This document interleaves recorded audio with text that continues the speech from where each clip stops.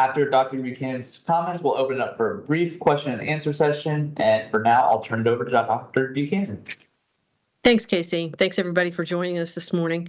I'll start off with the data, which, if you've looked at it, you know that it looks a little better regarding flu, but I would hesitate to call this a trend, and I think we need to continue to watch. Hospitalizations have slowed but not stopped, so that's one of our biggest indicators of disease, is really those hospitalizations, and so we continue to see people being hospitalized for flu and COVID.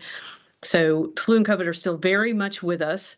I'll have to wait a few weeks to see if we're really trending down or if we're just kind of leveling off and we might go back up.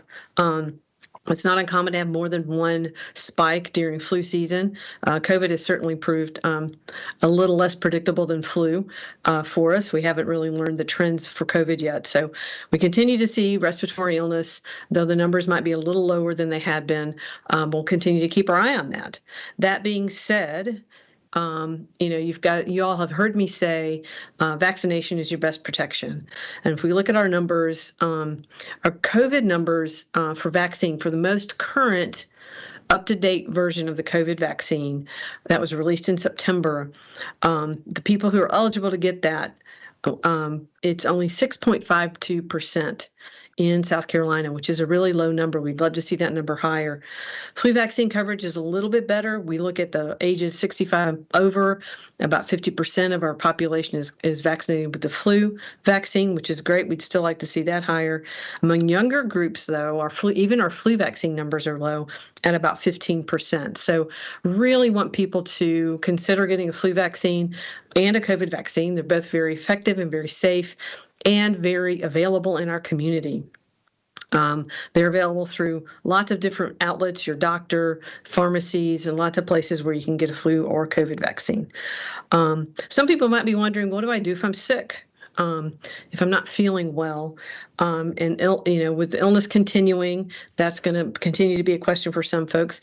The biggest, most important thing you can do when you're sick is stay home. Stay home if you get sick, and it's not just with a respiratory illness.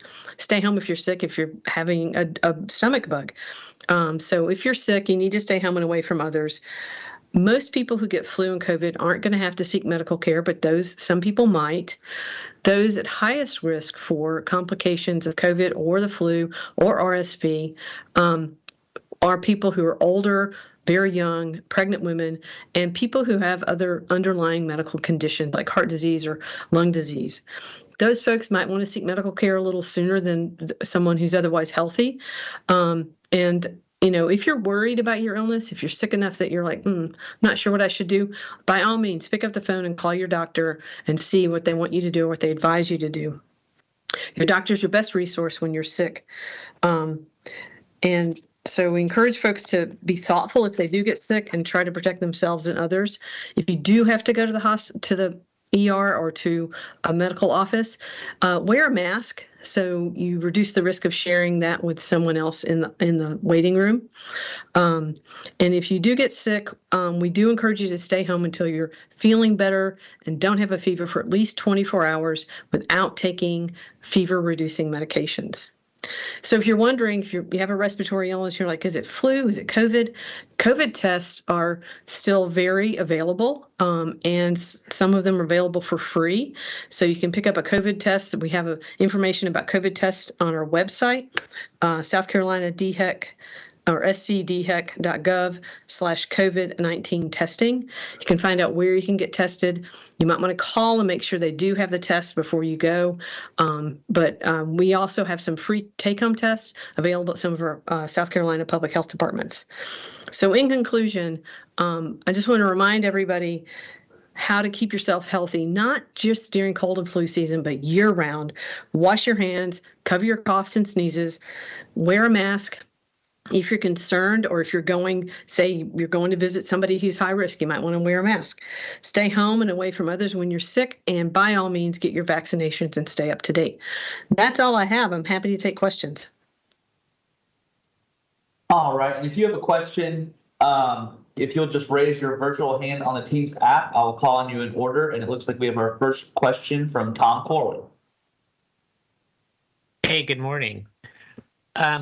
So we did see a significant drop in ILI activity. Obviously, that still covers part of the period that would be like New Year's. So but we did see a big drop in positive test cases as well. And unfortunately, we saw a big increase in deaths. So Yeah. do you feel like some of these numbers may be just because of holiday disruption?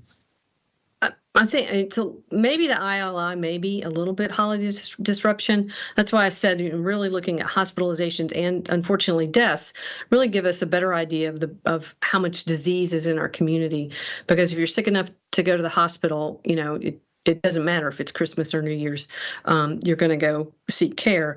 And so I think those numbers tell us more. The other thing about hospitalizations and deaths is that they lag a little bit behind the other numbers in that people have to get sick and be sick long enough and get sick enough to go to the hospital and then be sick enough so that takes some time. So like I said, I think we'll need to continue to keep an eye on these numbers. I do not think it's time for us to let our guard down yet. I think that all of us need to continue to be diligent about taking care of ourselves and our community and our friends and family by following those simple preventive measures. Thank you. Sure. Thank you. And I don't see any other hands raised, but I'll give people a moment to raise their hands. It looks like, Tom, you have another question?